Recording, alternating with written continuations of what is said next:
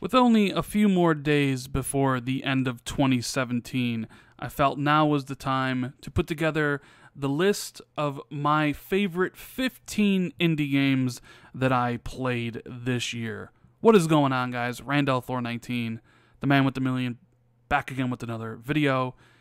If you missed it yesterday, I posted my 15 most anticipated games for 2018. A few exclusives on there, a bunch of multiplats. Check that video out when you got the time. But this video is going to be about the best indie games I played this year, from 15 all the way to number 1. You know, AAA games get a lot of coverage. Everybody knows about the Destinies and the Call of Duties and the Sea of Thieves and the God of Wars, right? But I feel indie games don't get enough of the limelight, which is why I do the Rand's Indie Spotlight on my channel, which is, you know, I kind of review a smaller indie game that comes out. And I wanted to do this video separate from my Game of the Year video because I wanted to shine some more spotlight on 15 games that I thought were really deserving more recognition for the studio and the game itself. Hopefully, more people watch this video and discover a game that they wouldn't have without it. That is the reason why I do this stuff, because there are some really great games on this list, and even some of them will appear on my Game of the Year list. Now, I'm going to try to go through this as quickly as I can because I've already talked about all 15 of these games on my channel. In fact, if you want to learn more about each and every one of these games, I do have a in-depth review in my Rand's Indie Spotlight playlist for each one of these games. So if you're interested to find out more about any specific title, make sure you check out that playlist. So, with that said, let us take a look at the 15 best indie games of 2017. So coming in at the number 15 spot, we have Blackwood Crossing by Paper 7. Now, Blackwood Crossing is what you would classify as a walking simulator. It's a very short game, but it's a very sweet and emotional game. It's not very long. It only takes a couple hours, but I was impressed by the core message that the game is trying to, give to you. Now, each one of these games in this list, I also highly recommend. Of course, walking simulators may not be up people's alleys, so your mileage may vary, but I really enjoyed this game. It's got a good message, it's got a really intriguing art style, and I don't want to give anything away, so I'm not going to spoil it, but I highly recommend Blackwood Crossing. Now, at the 14th spot is Snake Pass by Sumo Digital, a game that, on the surface of it, where you play as a snake, it's like, well, how do you really make a game out of that? But Sumo Digital was up to the task. It is a puzzle platformer, and while some of the early levels are a little bit lacking, the game really shines towards the end. Your snake can slither and crawl up and down poles to get to the end of a level and move on, but it is a really good puzzle platformer game where you control a snake, and once you kind of get used to the nuances of the snake, how to crawl really fast, how to climb up the poles, how to navigate small ledges, so you don't fall off to your death, this game ends up being really good. I ended up really enjoying it the farther I got into the game. So that's number 14. At number 13, we have Mr. Shifty from Team Shifty. Now, this game makes you feel like a badass. You're tasked with going through a bunch of levels with only your fists to defeat enemies that have shotguns, machine guns, Uzis, rocket launchers, any weapon that you can name it. And you're probably asking yourself, well, Rand, how do you actually beat all these guys when you just have your fist?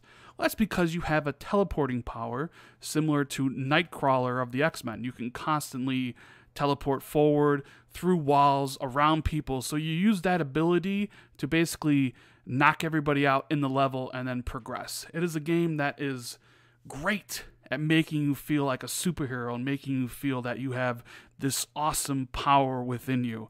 It's also a short game, but like all the other games on this list, this game's a lot of fun, and it's probably best played on the Xbox One X if you have the Xbox version, because some of the later levels do have frame rate issues, which I believe are fixed on the X.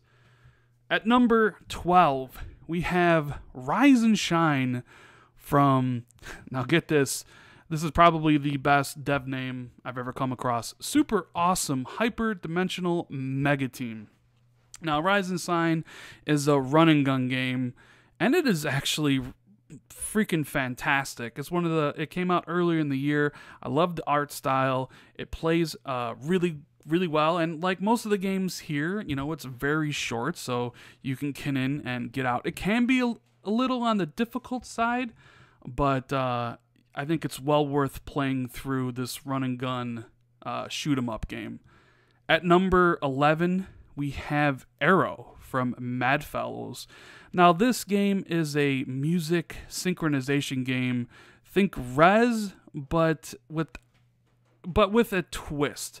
So like in Rez, you can use your cursor to lock on enemies and shoot, but also at the same time, while the song is playing, there is a beat, and you have to, keep on the line of the beat as it goes, and the better you perform, the more points you earn. There's a whole bunch of songs that are different from one another. It's got that like electronica party tune going for it.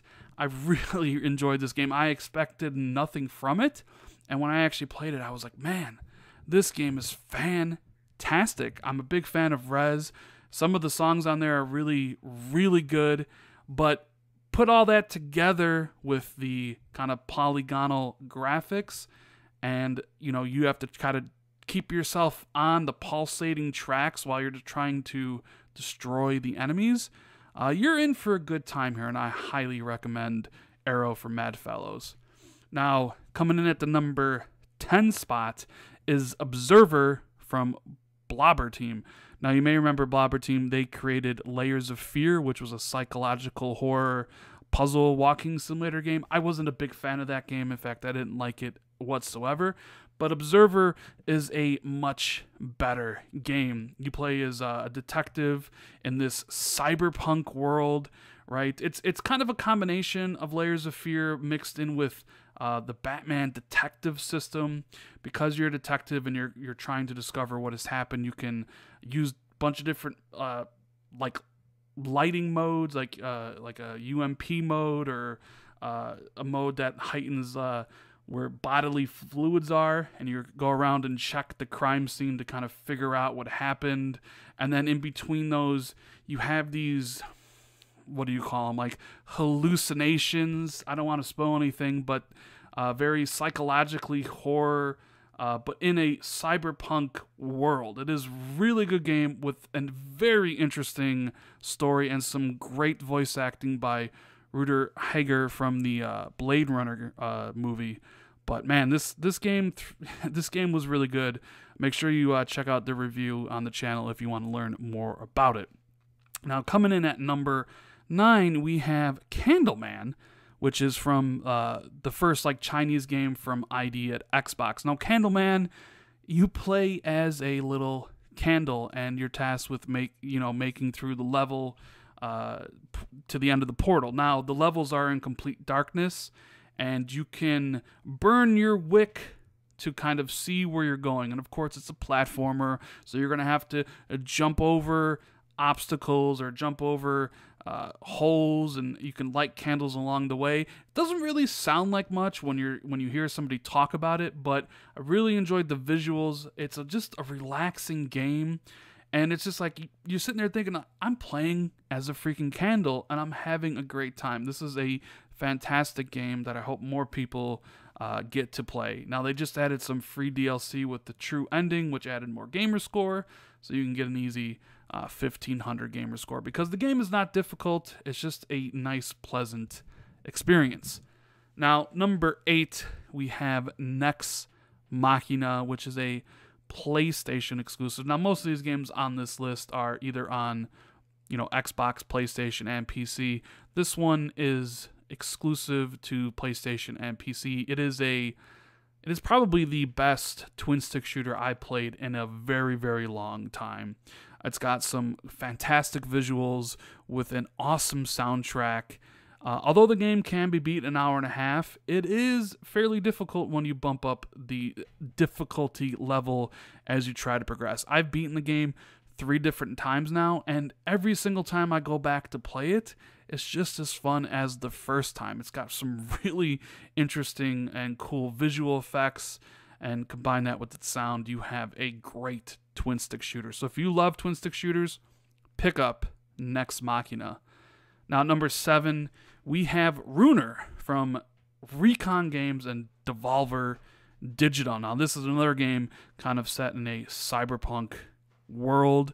It is a twin stick shooter, but not like Nex Machina. This one you have a little bit more of a freedom of movement. You go through levels to try to determine what exactly is going on. Why are these people after you? And man, it's got a fantastic, visual look along with some really great combat.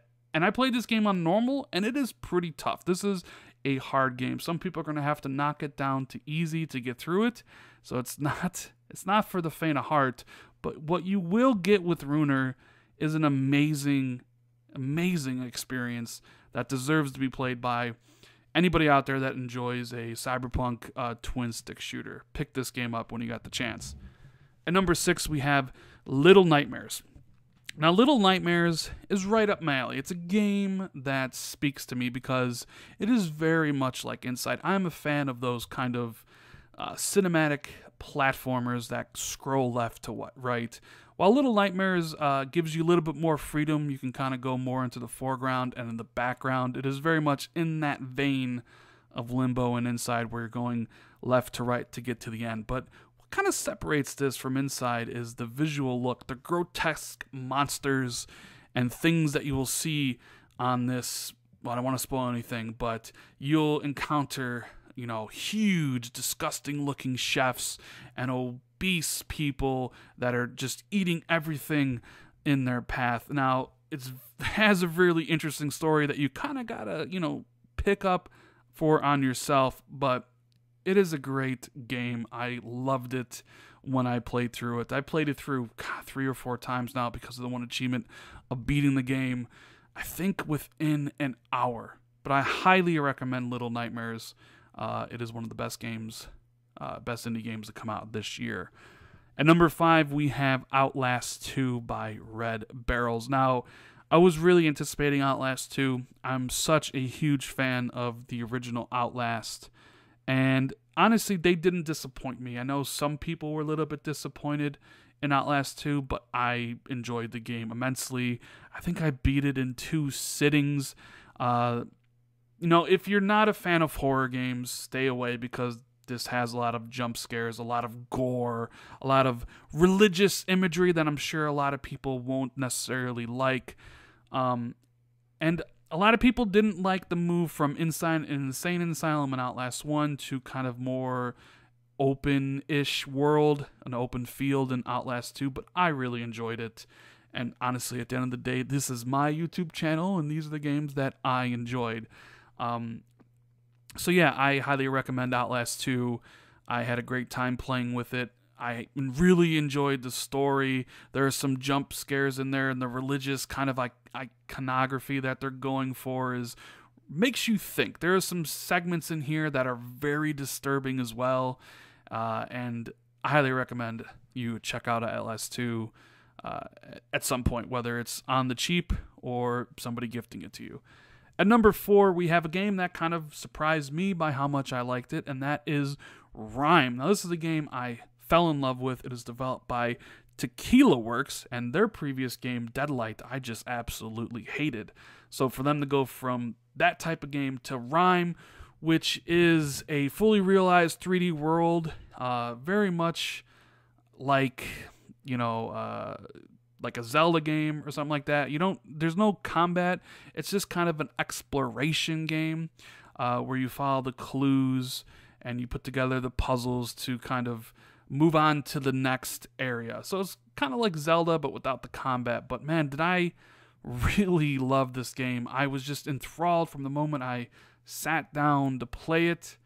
And I think I beat this game in honestly 1 sitting. That's how much I enjoyed it. It's got some great visuals, some great use of color, and it has such a touching story that, man, if you don't kind of get caught in the feels at the end, then, you know, you may not be human, as they say, right?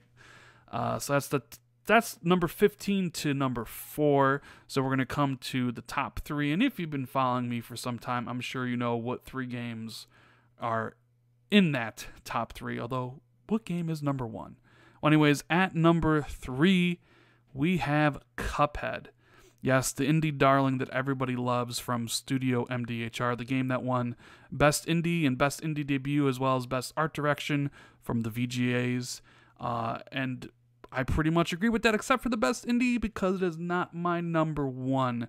I really enjoyed this game. My review's on the channel if you want to check out more about it. It is a pretty difficult game, but I loved all the boss fights. They're the best part of the game. The running gun levels, there's a little bit there to be desired. They you know, hopefully they clean those up in the sequel. But man, the art direction and what they accomplished with this game it's a sight to behold, man. I really, really enjoyed my time with Cuphead.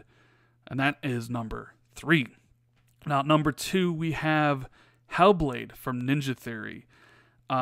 Words cannot express how much I enjoyed this game. I've played through it now 1.5 times. I'm working through my second playthrough, and it is just as good as the first time. And this game entirely rests on Senu's shoulders, because that is the character you play as. It is kind of half walking simulator, puzzle solver, and half a hack and slash game.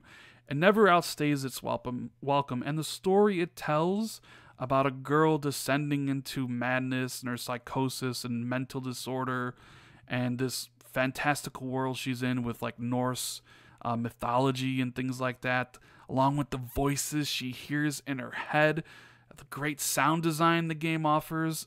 This is a must-play for anybody out there. Now, it's currently only on the PS4 and the PC, so if you have either of those platforms, I recommend you pick this game up, because it is what I consider close to be a masterpiece. I love Hellblade. And that leads us to number 1. We've went through 14 other games. The 14... my favorite 14 games indie-wise this year. And my number 1 should be no surprise to anybody, really, that has been following my thoughts on the channel, as well as on different podcasts. I've made 2 videos specifically about this game, and of course, it is none other than What Remains of Edith Finch by Giant Sparrow. I mean, what more can I say about this game that I haven't said in my previous 2 videos? It is a walking simulator, but the story it tells is so great. It's so emotional. It's so touching that it is the best of its class. It is a masterpiece of video game narrative and storytelling. And that's all I'm going to say about this, because it is a game that you need to go into without knowing anything about it. Just trust me on this one. Buy the game. I think it's currently on sale.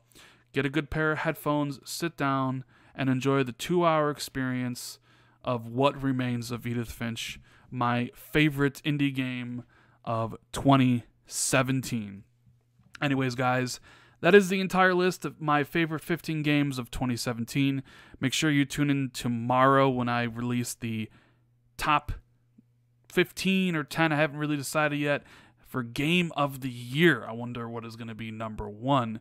So if you enjoyed this video, make sure to give it a like. Make sure to share this on social media like Twitter and Facebook, so more people can see all the great indie games that are available for Xbox, PlayStation, Nintendo Switch, and the PC. There are a lot of great games out there that a lot of people don't know about because they don't get enough attention. So please do that. Subscribe to the channel if you enjoyed this video. If it's your first time here, or if you just haven't already, make sure you hit that sub button. Make sure you hit the notification bell right next to it, so you're always notified when I do drop new videos.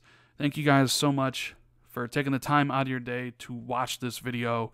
I highly recommend all 15 games on this list. They're the best of the best that I played this year. Thank you guys, and I will see everybody tomorrow for the Game of the Year video. Later, guys.